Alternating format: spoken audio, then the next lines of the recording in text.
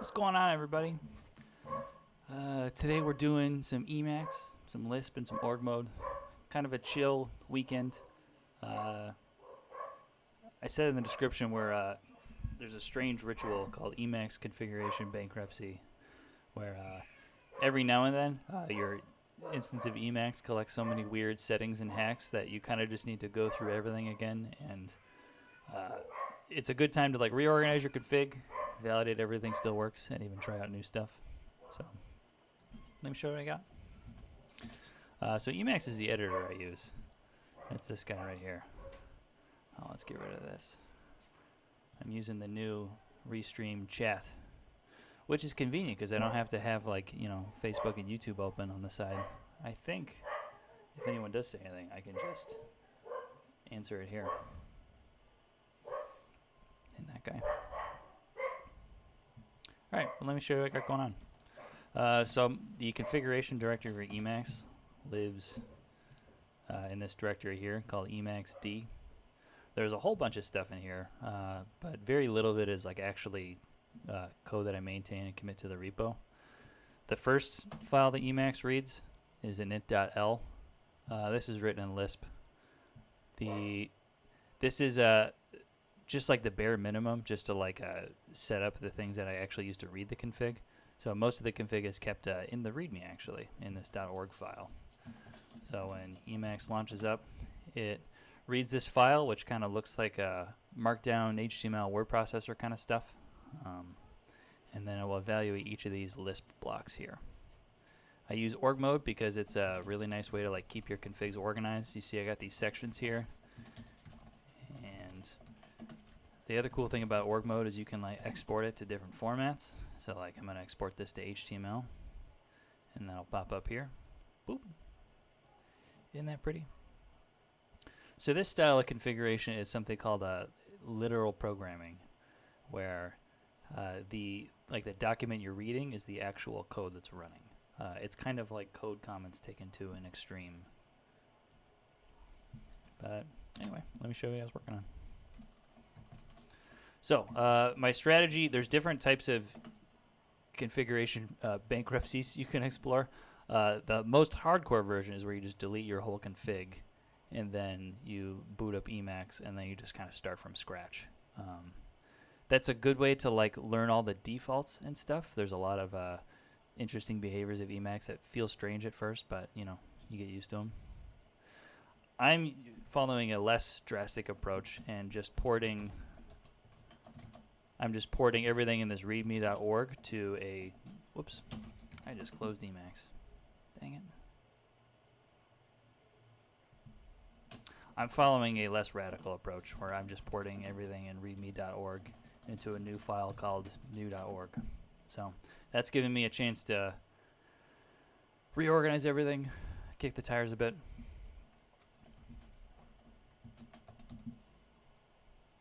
One of the things I introduced was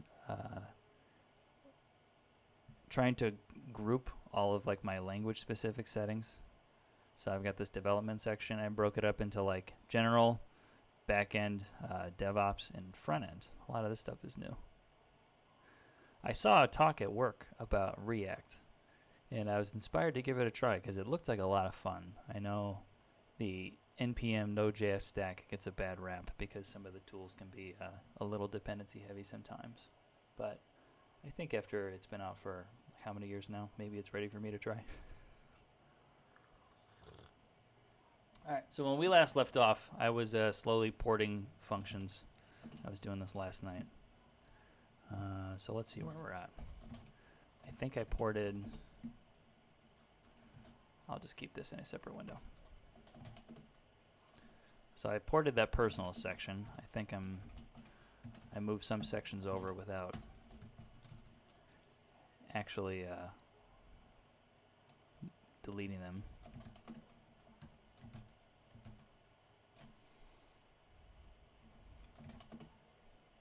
Oh yeah, I was working on this path function. Okay, because in your config you need to like point Emacs to like a whole bunch of files. Like an example of that is. That's a good example.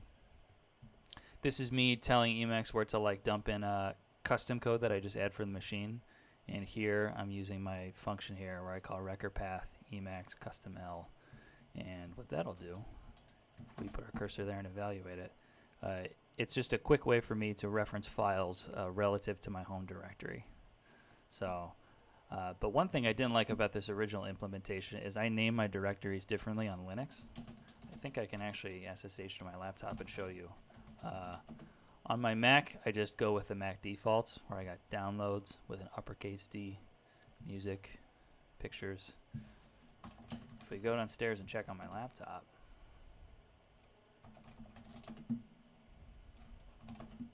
this is what my directory looks like. I'm an old Crunchbang user, and one of my favorite things about Crunchbang Linux back when that was around was how the directories are lowercase. I just thought it was adorable, and they're even kind of like abbreviated, like they have nicknames. But and to make that even more real, I furthermore configure this XDG file to like use those as like just the default. So like it actually treats lowercase desktop as a desktop. You know, you get like a special little icon in GNOME. And I'm seeing now I'm missing documents. That's interesting. That should be docs. But anyway, so that's what I like to do. But as you can see, that kind of led to this gross hack in this function here, because for each thing I need to, for each like named directory I pass in, like home or desktop, I need to do this silly switch statement for if Mac OS P, if Mac OS P, if Mac OS P. So that's saying if I'm running on a Mac, return pictures, otherwise pics. So that's gross. I don't want to do that anymore. Here's the new version of path. Is that in here? I was doing this last night. Did I not save any of this?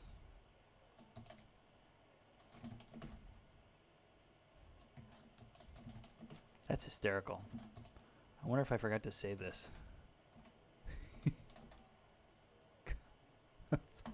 That's what you get when you hack on your config and you're staying up late.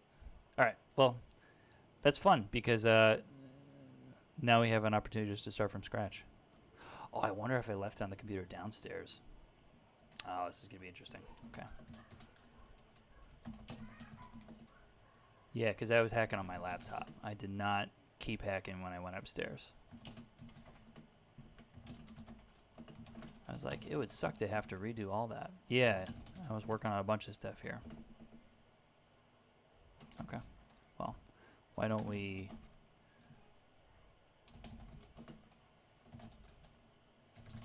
I'm going to open that up in Dired.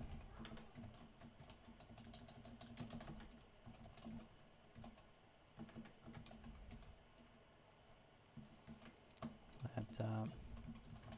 Emacs D. That's not the right username. Do I need to go Alex at laptop?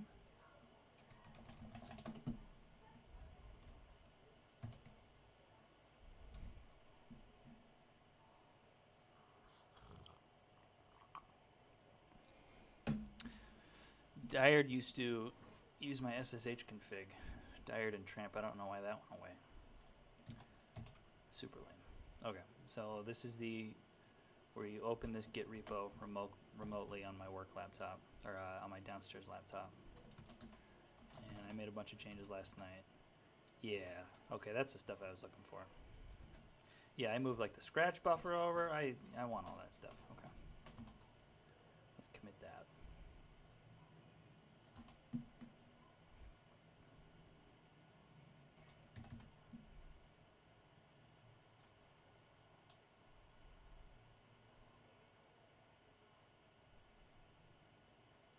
Maybe maggot over Tramp wasn't such a good idea. Whatever I was doing last night.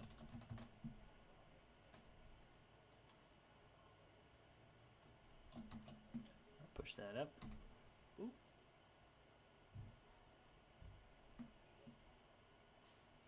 Emacs SSH integration's cool as long as you're not using it over wireless. It's neat because any file that you can open in Emacs, you can also open over SSH, like it's built into the guts of. So everything that you do, like whether it's like opening up Git, or like I can even like browse files like like SSH. But if it's over wireless, it's real slow. You gotta watch out for that. All right, so now we're gonna pull that down here, and yeah, that's what I did here when I forgot about what I committed down there. We're gonna rebase. There we go. Okay.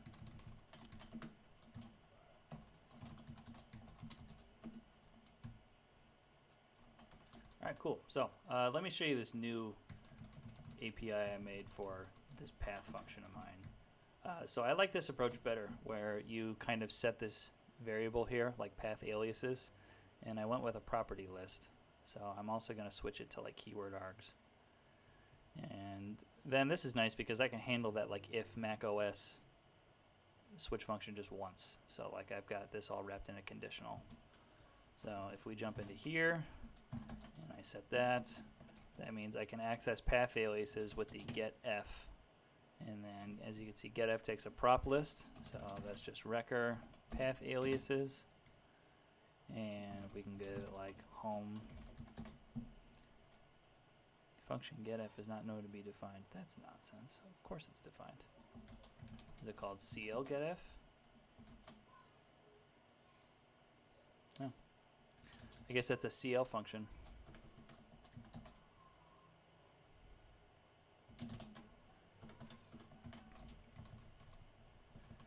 But I'm on a Mac now, so if I run this, that should change all the aliases. Yeah, there you go. So you can see desktop, docs, documents. Cool. So now in my function up here, I don't remember if I left this working last night, but I should be able to call wrecker path. I can do this in IELM. That'd be a little more exciting. I should be able to do wrecker path home, and that should return the home directory. I should also be able to pass in like an arbitrary subpath, so something txt, home something txt. Let's see if docs works. So this should return uppercase D documents. Perfect. Look at that. Wrecker path Emacs init.l. Uh-oh, we got a bug. Wrong type argument, string P, user Emacs directory.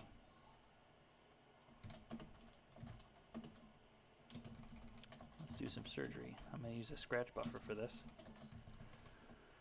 Okay, so I think I'm also going to need this guy. And we can get rid of the if statement for now.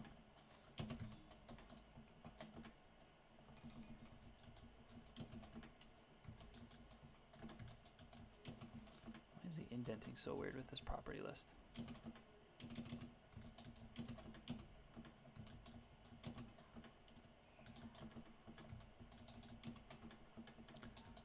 Okay, so it blew up on when it was trying to use this alias for some reason. So Emacs init.l string P. I wonder what kind of value user Emacs directory is. That's a string. Wrong type argument. Where would that be happening?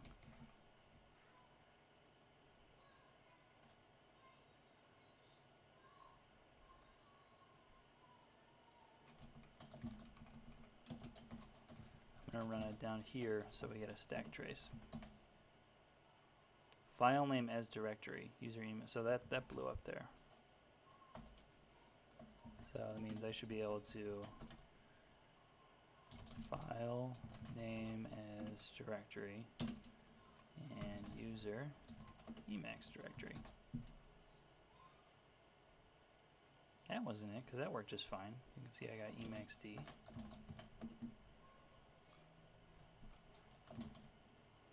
So what gives? What happened?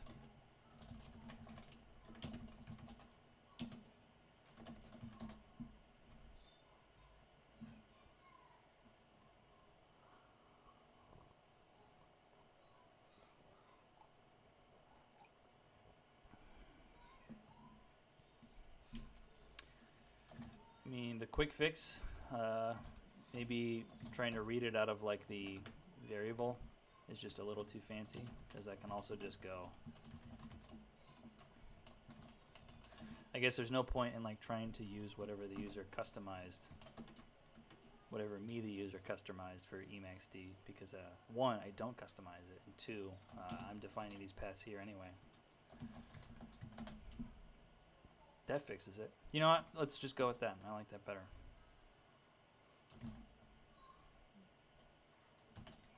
All right. So we're back in new.org, and that means for every time we use this guy, let's use a query replace. We're just going to replace that with emacs.d. There and there. Cool. Okay, what else do we got? I think I was working on Scratch. The Scratch buffer. Okay. So the Scratch buffer, you saw me playing around with a little bit here. It's the first screen you see when you boot up Emacs. And it's also like a nice place to like just evaluate Lisp and like try different things. And I have this nifty little hook where I take a random quote and I add it in as a Lisp comment up at the top. So I think I was in the middle of porting that. Yeah, okay, that'll be fun. So this is in the part of the cleaning configs where we just kind of validate what we had working and then see if we can clean it up. Quotes, okay. Display random quotes in the Scratch buffer as an eLisp comment. I've got that in an org table. This is kind of where the magic of org mode takes over, because like if you were to export that into HTML, you'll see like it's a full quote table. Oh, I got an index up here.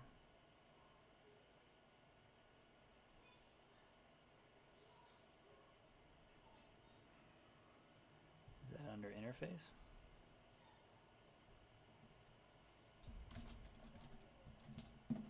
Quotes. Okay. Yeah. So this is an HTML table. Doesn't that look nice? But you can also like incorporate it in the code, so you can see like I'm taking that table and I'm passing it in as a variable.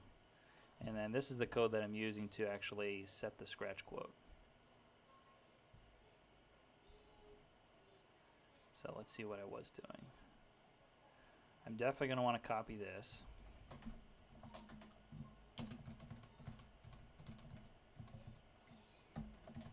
Into the new section.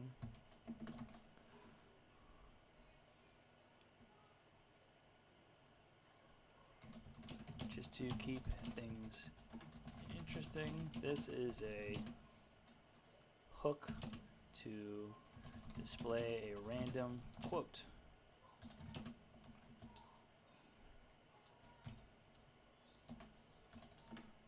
From this table as an eLisp comment. Just makes it a little friendlier. I got some good ones in here. Being president is like being a jackass in a hailstorm. There's nothing to do but to stand there and take it. Lyndon Johnson. That one makes me laugh. All right.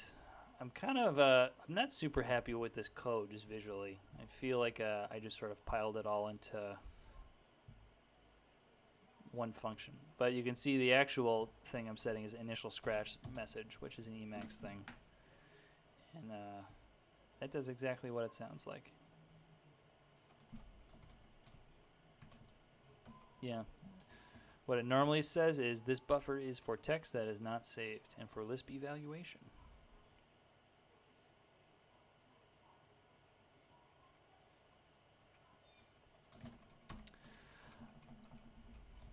So stepping through, this is what I usually do.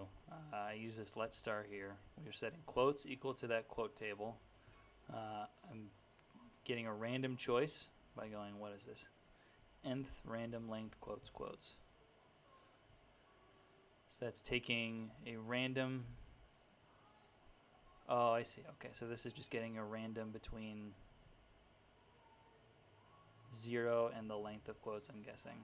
And then that's taking the nth of quotes.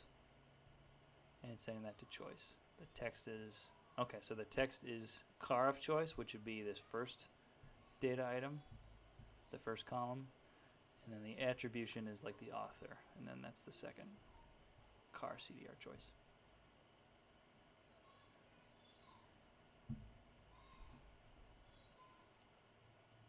I guess this is the part that bothers me, that I have to invoke like interactive Lisp mode within a temp buffer just to comment it out. I feel like we could be maybe a little smarter. Let's try it.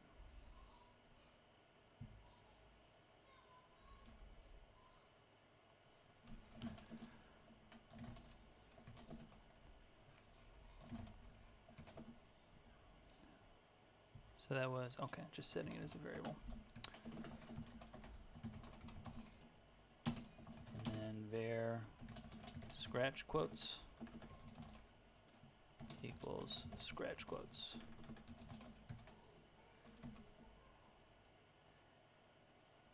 And I have this header arg here to do results none by default. I think I can just overwrite that though.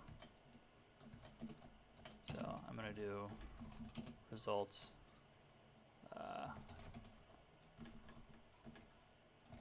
value. So how about we try it out with length scratch quotes.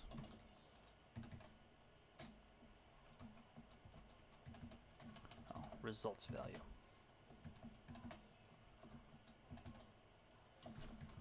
Header args, results none.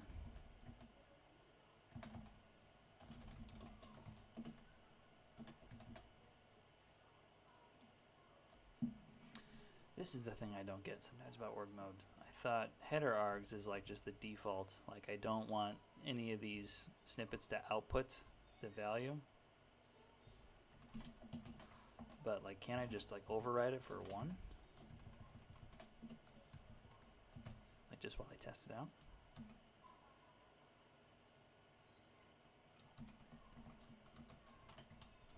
Results.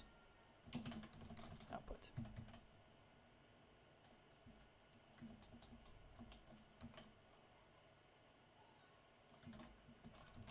Override org mode header args section.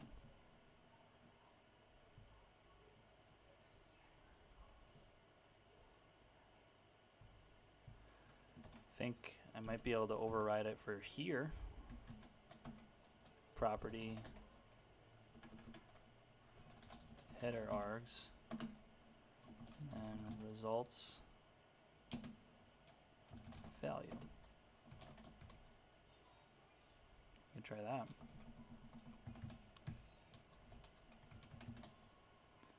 Delete globally, oh, compute.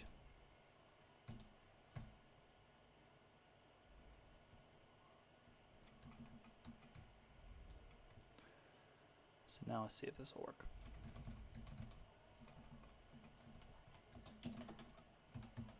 There we go. All right, check it out. So that's how to override header args. You have to do it in the subtree you're working within. Okay. And this is showing another cool way you can run Lisp in org mode. Like if I just put my cursor over this block and just do Control-C, it'll print the results down here. So now we can start to play with this. Let's port what it was already doing.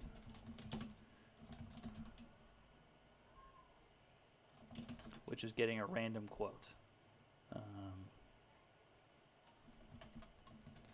Record, scratch, quote, pick. How about?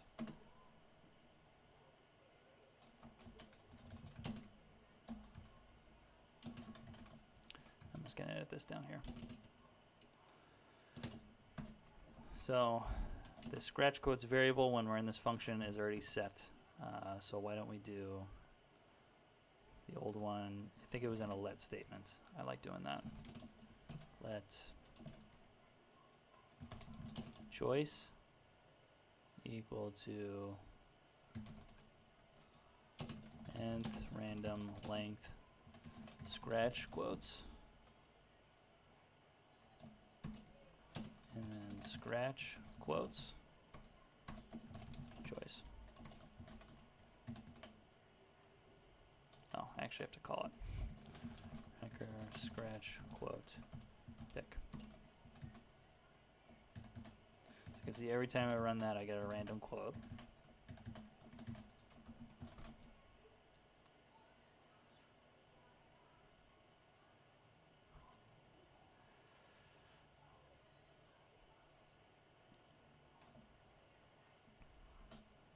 I'm wondering if we could use a multiple value bind instead.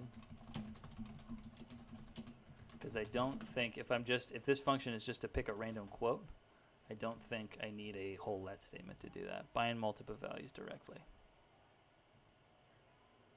Oh no, that's a common Lisp thing. Multiple value bind. It's a cool feature, but that's okay. So we want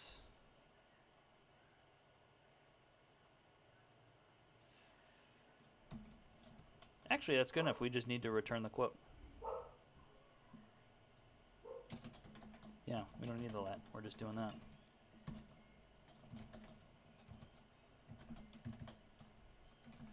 Yeah, so if I change this to raw. So this is the actual data structure that's going to come back. We have a string and then an attribution at the end.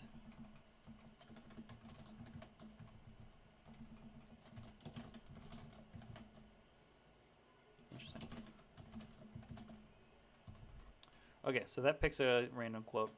So now we want to turn it into a Lisp comment. And the challenge there is to do it without the old method of like a temporary buffer.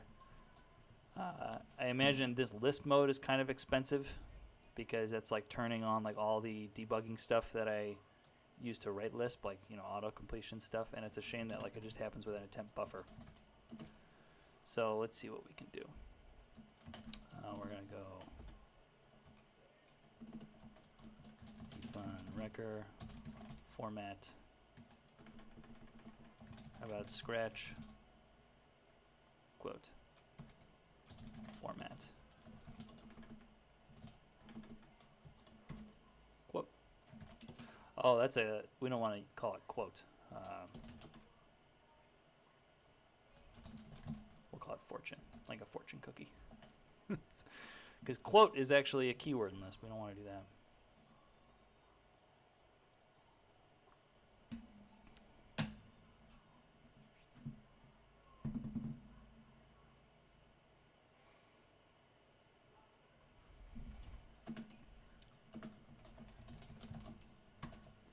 So the first thing we want to do is if the quote is long, I want to autofill it. So like by default, it'll probably look like this, where it's just all on one line. And just to kind of make it look a little tidier, I want to do the equivalent of running fill on it.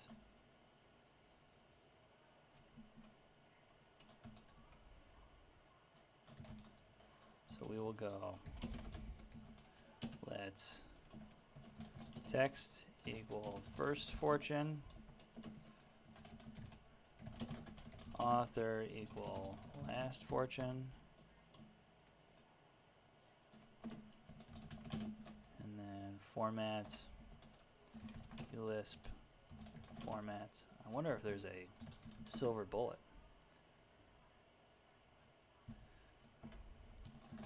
Why don't we just look at the documentation? Format. Okay, format. Here's the good stuff. String argument. I'm looking for any kind of like text manipulation you can do it to it inline.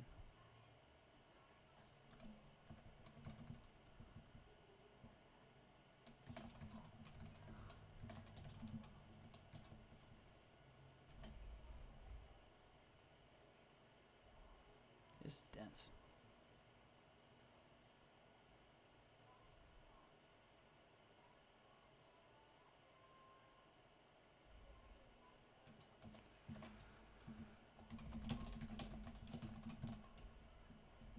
Add new line to string.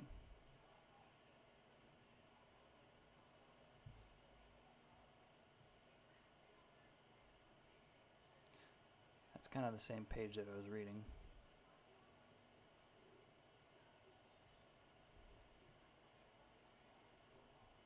some examples.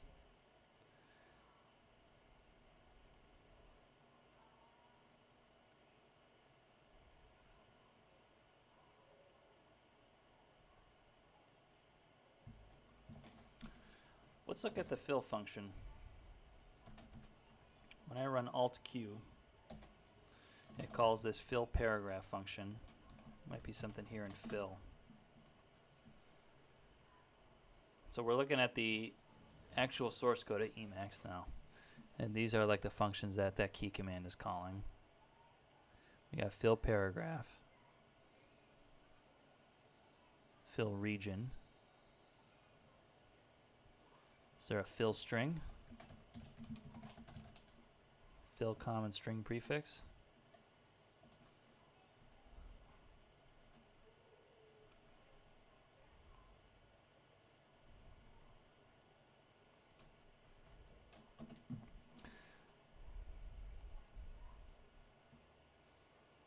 From and to.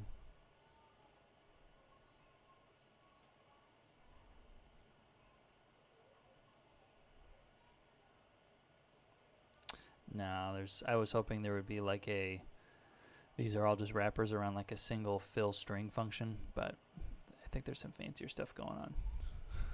Once you see like a while loop and point max, you know, I don't think we're going to get anything out of this. Fill region has paragraph. Man, this is more complicated than I thought it would be.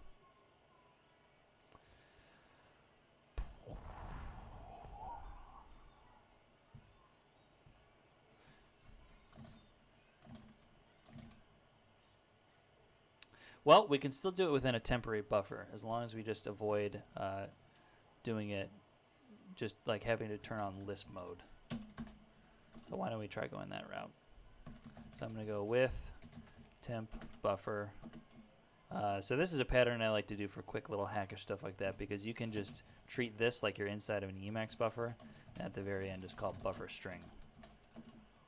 So with temporary buffer, why don't we try, we're going to go insert text. And then we're going to go fill region and then from and to. So that should be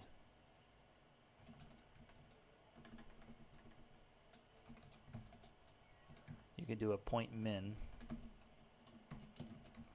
point max to just call it on the whole buffer.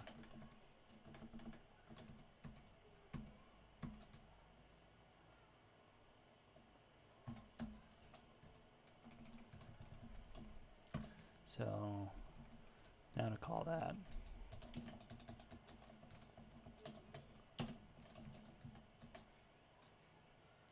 scratch quotes. Of course it's not set. Well, we already tested this random function. Why don't we test it more directly? I'm instead going to do this.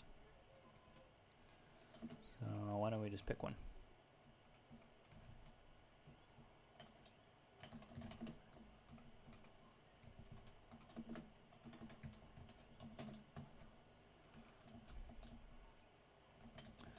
And we want that to be formatted like an actual result of random, which looks like this.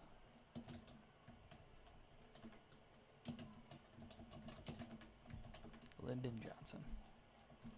All right, let's put that on a new line just to make it easier to see. Okay. So this is, we're passing in a list of two strings. We have the quote and then the attribution. And if I do that, perfect. Look at that. Okay, so that's getting there. So we can fill it now.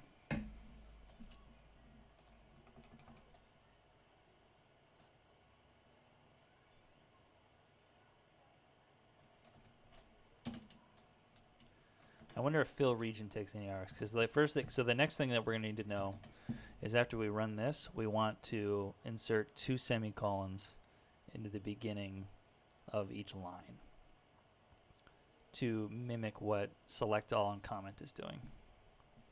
Does that make sense? So just to reenact what this function is supposed to do, it's supposed to paste this in here. It's supposed to comment it out, and then it's supposed to fill it. And that's the thing, when you're in Lisp mode, did you see that? How when it goes to a new line, it just continues the comment down.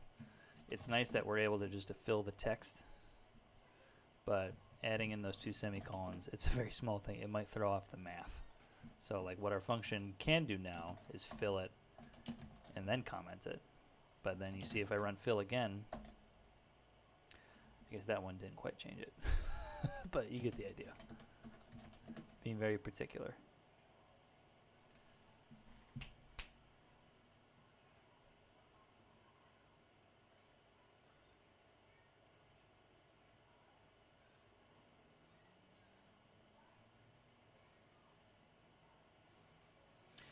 Let's take a coffee break. I'll be right back.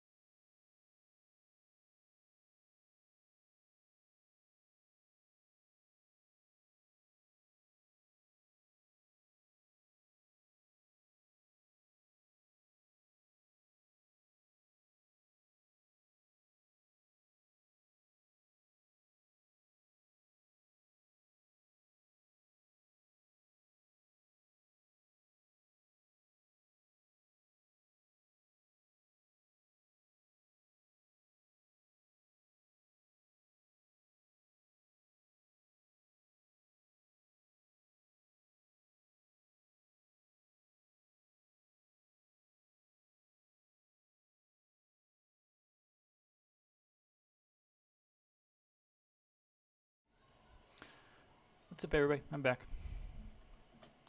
I decided that the semicolon thing doesn't bother me anymore. And let's just try to append 2 semicolons to the front of each line. I think that'll work. Okay, so we're filling the region.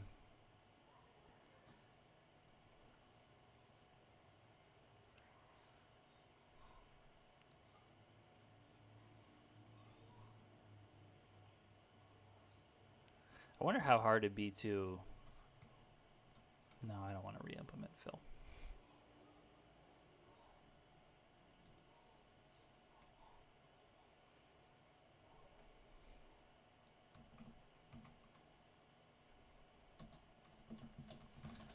Insert author.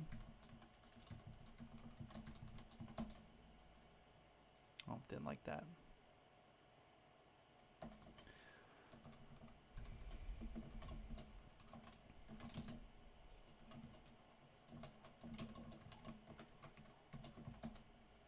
Oh, last returns a list of one item.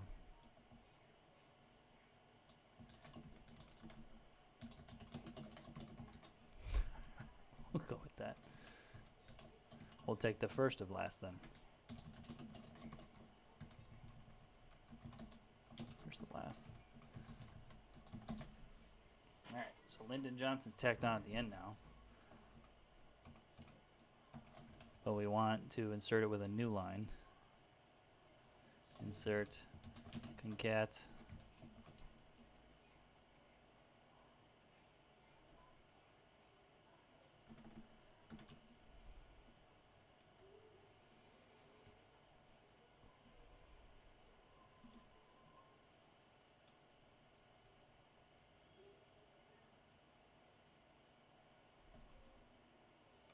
Alright, I thought of a different way to do this. So we have the text, but we're also going to do a split text. And we're going to set that with temporary buffer. Because I want a list of all the lines in the quote. So that's going to be split text. So with temporary buffer, insert text, and we're in let star, so we can do that now. Fill region, we're not going to do concat author anymore. And then it's going to go buffer string, but we're going to split the string by new line.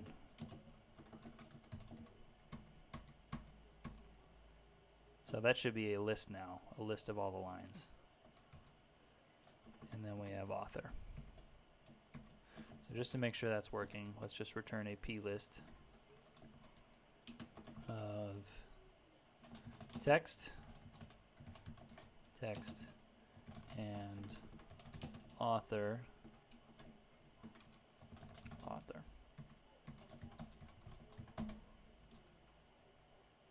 Wrong number of arguments. Oh yeah, we don't want that. Buffer string is not a function we pass things into. It just returns the current buffer as a string. We want that on the outside, so we're splitting buffer string by new line. Okay, I think we got our parentheses right. Boom. Did it work though?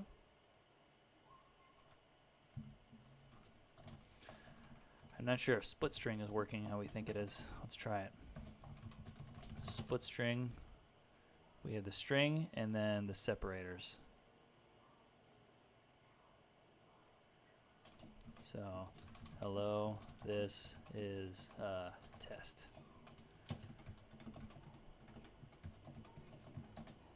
Hello, this is a test. Yeah, it works.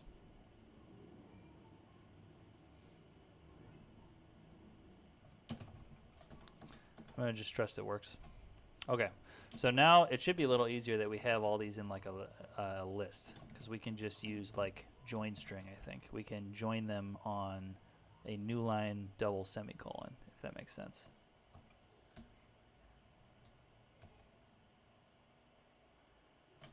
And how about while I'm at it, we have the dashes here too. We're going to go format, S.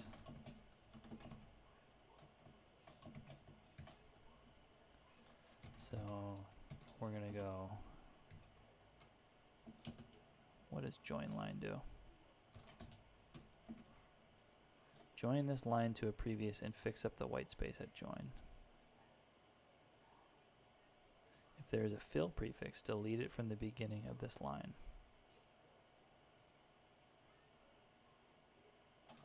That doesn't sound like what we want. Is it string join? Yes. Join strings. Okay, perfect.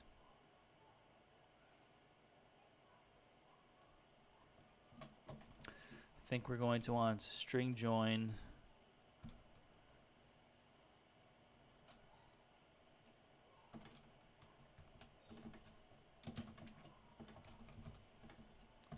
We're going to want to apply to the string join function. And what was the args for string join again? So we give it the strings. Oh, strings is a list. Okay, I don't need apply. And then separator. I thought we were going to have to like unpack the list into args. Doesn't appear we have to do that. So let's just test it out with split text with double semicolon. Split text. Doesn't know what split text is. Oh, it's not a function. That's why. That's just a value. There we go. So we're getting closer. I think we just need to do string join on new line double semicolon. Getting close. So it's joining the lines up like it's supposed to, but we don't have a double semicolon at the front.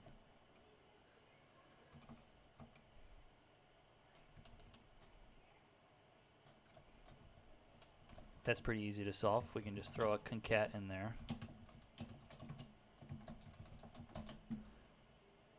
All right, and now we just need the author and the double dash. Oh, and we also need blank lines at the beginning and end.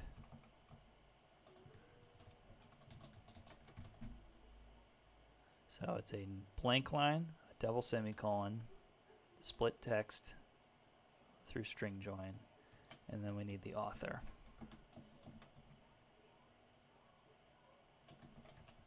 We can just solve that right here.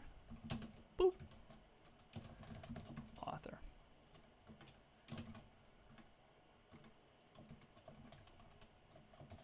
And a blank line. Ready? This is it. Boom. Not quite. we need a new line between the end of the text and the first semicolon. Okay. There. Boom. Well, I like that way better. We got it done without needing to invoke Lisp mode. I think it will be technically faster. Let's try the real thing now.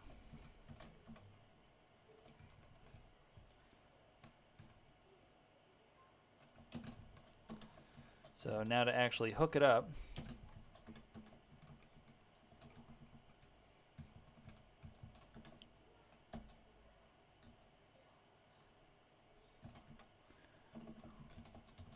define wrecker, how about scratch quote.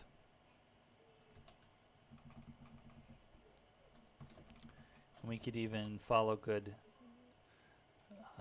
naming conventions and do double dashes to like insinuate that these are just private functions, and we can call this guy scratch quote. So scratch quote is going to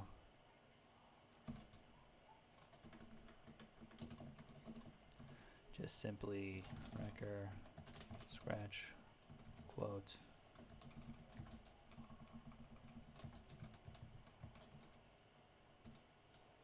format the result of wrecker scratch quote pick. And then, okay, so how do I explain this one?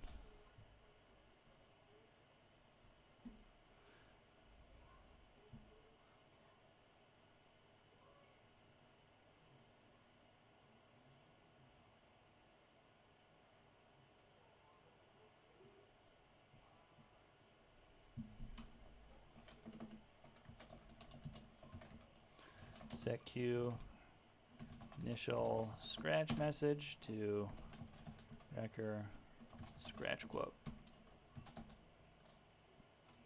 Oh, well, that variable's undefined right now because org mode passes it in. All right. Before we try the real deal, we got to delete it from the original README. So we're going to delete this dumb version here.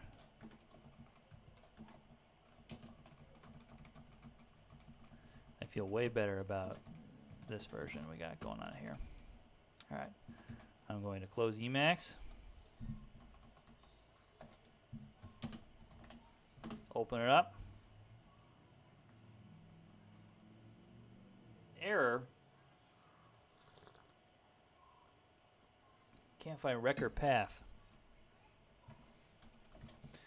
This is the funny part about when you're debugging your config. If it blows up in the middle of your config, like Emacs looks all wonky. Yeah, like it doesn't even know where my home directory is anymore. What did it do?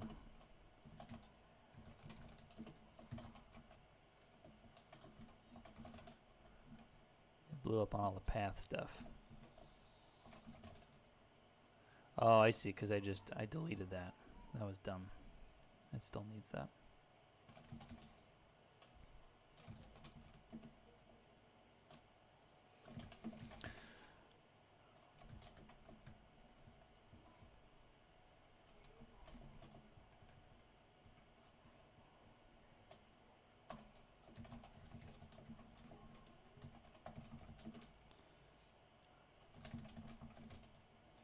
Wonder if I could just comment out everywhere it's using record path for now. Nope, that's in a lot of places.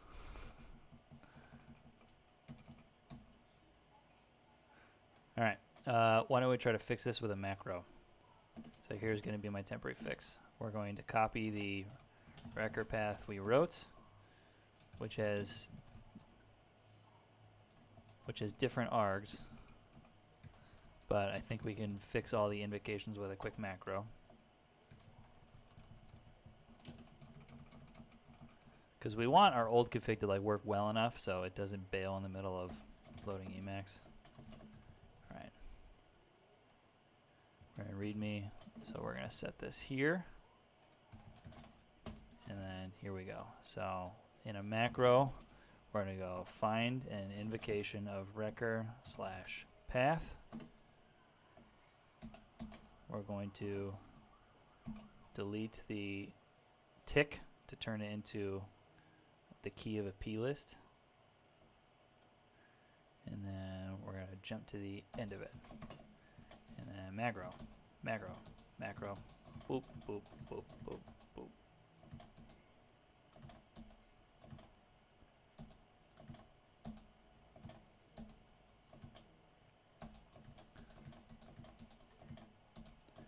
How about we go Control U, 20, Control E, and reach the end. Let's see if it was happy with that. Nope. Symbols, functions. Oh, it's that getF nonsense again. That's blowing up in init.l.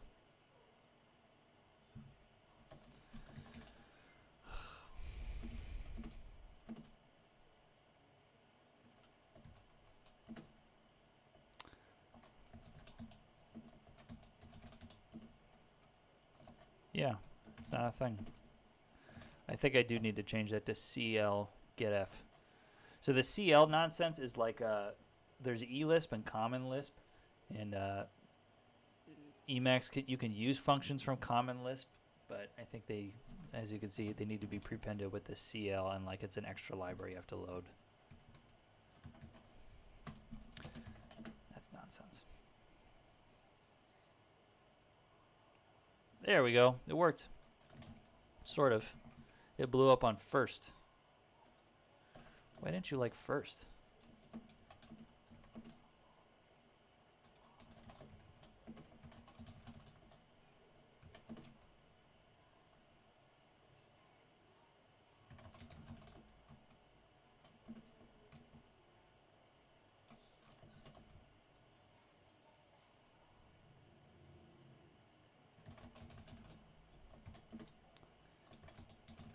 Is first not really loaded?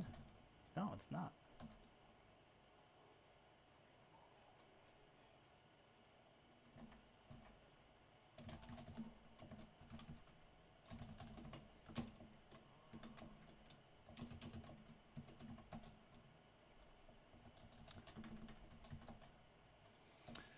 Geez, I think that's also a common Lisp function.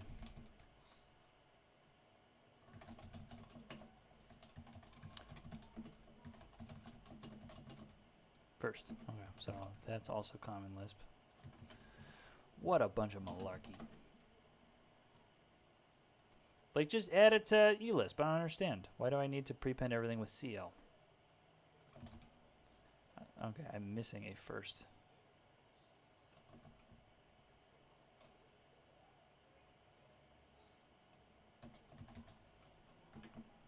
I know it says it's in init.el, but I'm guessing that just means it's happening within the tangle, because I don't have actually a first in here.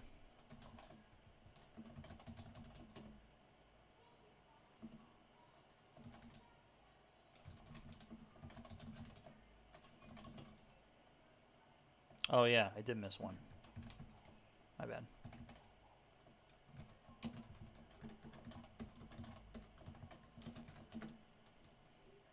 Okay. Cold start. There we go. Beautiful. Nitpick, but I think we need one more extra new line. I'm used to starting there. I'm very picky. Oh, and oh no, and now find file is confused. It's starting at the root for some reason. Man.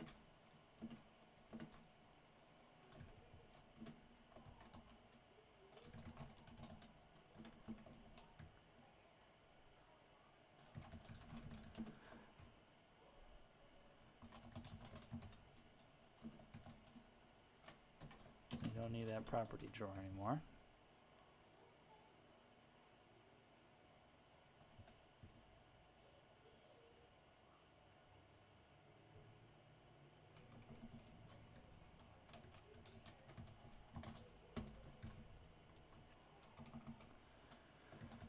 Okay.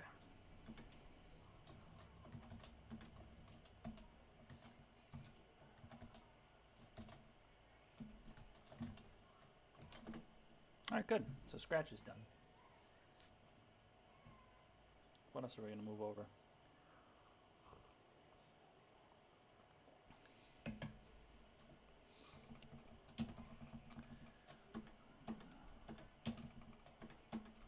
So we can definitely delete that now. We need this here just so the rest of the config will work. Okay, cool. So now we can start to get to the interface stuff. Delete selection mode. Oh yeah, this is like if you have text selected and you start typing. That's whether or not you want this to be deleted. You can see I can set it equal to nil. And like when delete selection mode is nil and I start typing. Oh. How does this function actually work? Delete selection mode. Its value is true.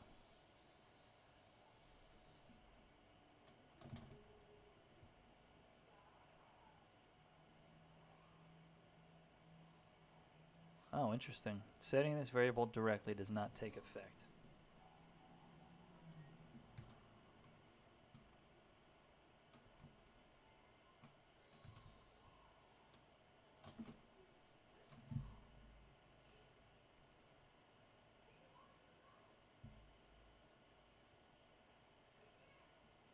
So we're going to go apply. There it is. Okay, so when this is off, you can see if you have text selected and you just start typing, it just appends it. It's interesting to me that if I set this equal to true, it doesn't apply that though.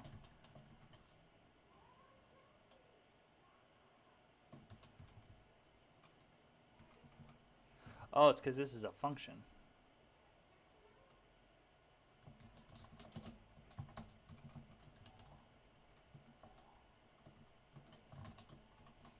There it is. Okay.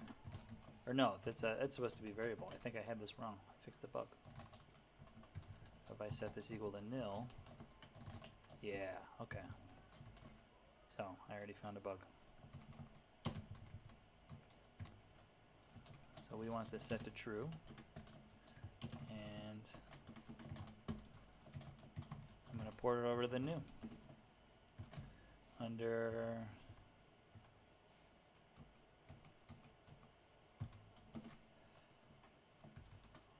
files, development, I think I'm going to add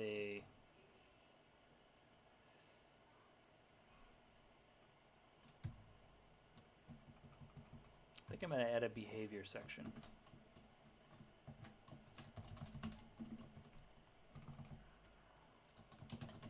If you have text selected and you start typing, delete the selected text.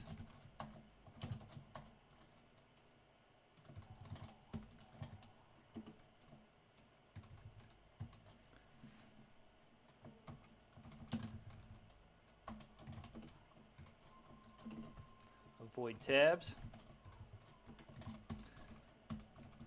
I don't know why this is set Q default instead of set Q, but I'm afraid to touch anything having to do with my tab settings. I just don't. Those are treacherous. It can easily get screwed up, and then I feel like I just wrestle with tabs. Oh, cool. So now we're set to, so now we're at IDO. IDO is an acronym for interactive do. IDO is like this little menu that comes up here. I got some customization, so that would make a great section for interface or appearance. So you have Scratch, widgets, IDO. IDO stands for interactive do. It's a helpful little menu in the mini buffer for selecting options interactively.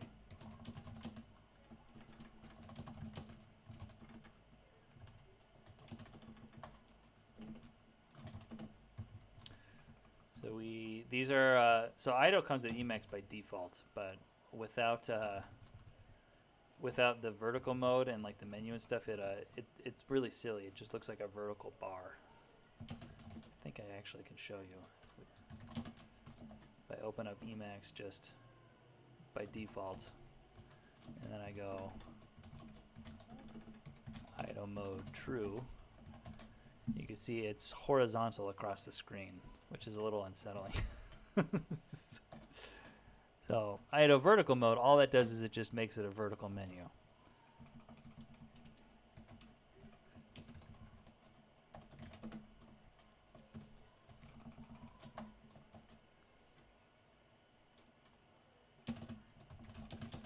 Enable it everywhere and turn on. Oh yeah, I was also going to link to a really good guide for IDO mode. That is on the Mastering Emacs blog.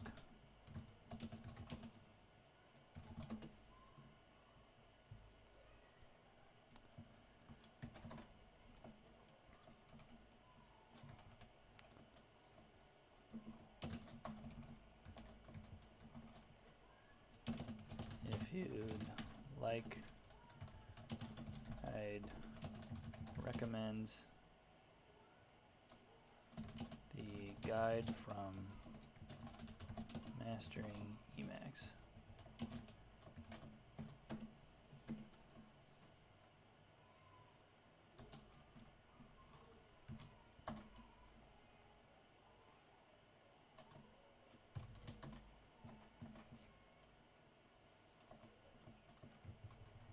So we enable it everywhere, turn it on, and we make it vertical. Use this package to make IDO vertical, easier to read.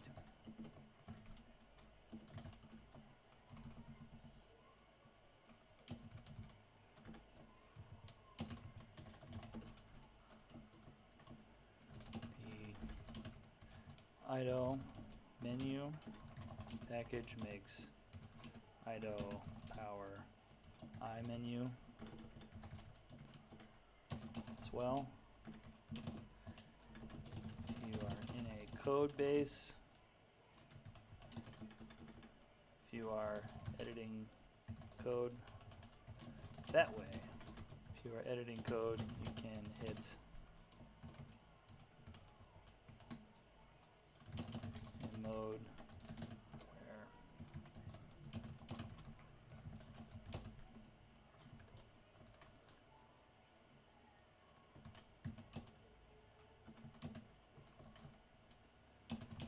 to browse it by function, object, or section.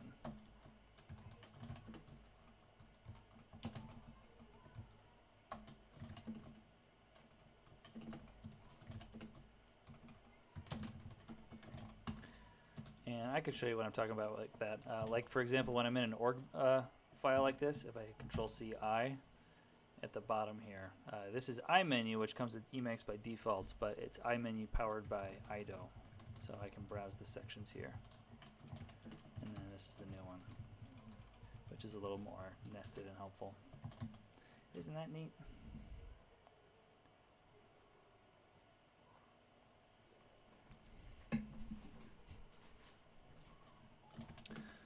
Okay, so in this section I also have SMEX. SMEX is the same thing just for MetaX. I can launch Emacs without my config just to show you what MetaX looks like. If you hit Alt-X, you can pretty much call any interactive function from Emacs from this menu. But SMEX is just a little, it's a nicer way to do that because it'll show you stuff that you've like recently typed. There's a history to it. And then you can also, like, you know, browse as if it were an IDO screen here. So I think I'll make a new section for that.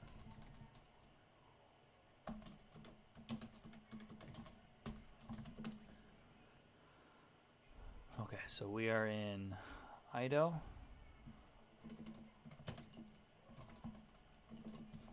Use Smex as a more powerful replacement for MetaX.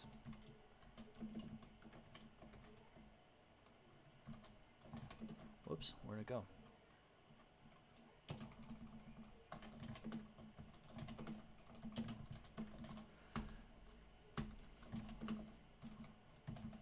No surprises there.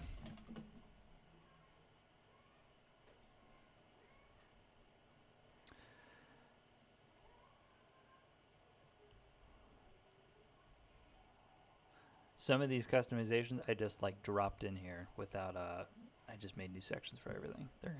It's gonna be difficult to find new places for them. I don't even know where I put this stuff. Fly check for angry red squiggles. I have some snippet work to do.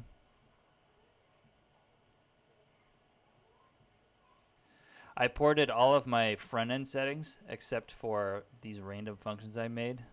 This would also be another good little project. Right now, if I'm like writing a blog and I want to insert an image, I go Alt-X, insert figure, and then that just like prompts me for stuff. So I go like, you know, PNG, and then this is an image, and just plunks in HTML there.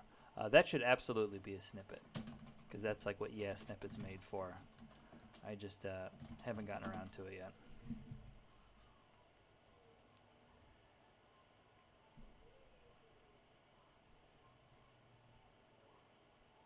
Why was iSpell mad?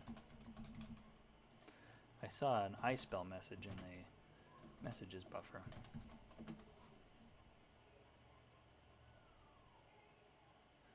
Error enabling fly spell mode. String P nil.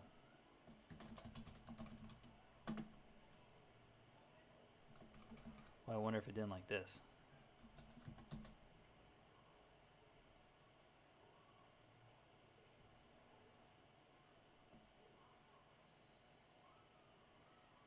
No, that worked. Documents, Emacs, iSpell dict.